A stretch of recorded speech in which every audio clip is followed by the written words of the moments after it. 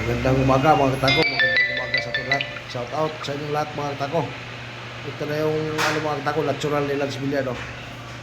Natural. Lance Villard, silang Cavite mga katako. Kaya na, yung natural na lizard skin na kulay brown. Yun yung sa kanya mga katako. Ano? Lance Villard, silang Cavite yan mga katako. Sa lahat ng gustong bumili niyan. PM nyo na lang mga katako yung Lance Villard Supply, silang Cavite.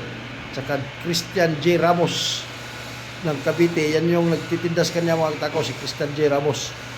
PM nyo mga katako pag may makita kayo na Christian J. Ramos nakapost. Yan yung legit na legit yan mga katako. Gawa ko yan, yung mga tinda niya.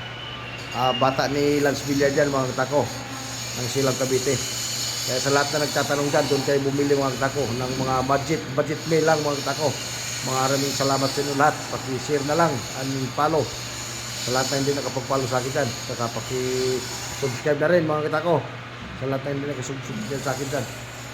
Maraming salamat sa ating lahat mga katako.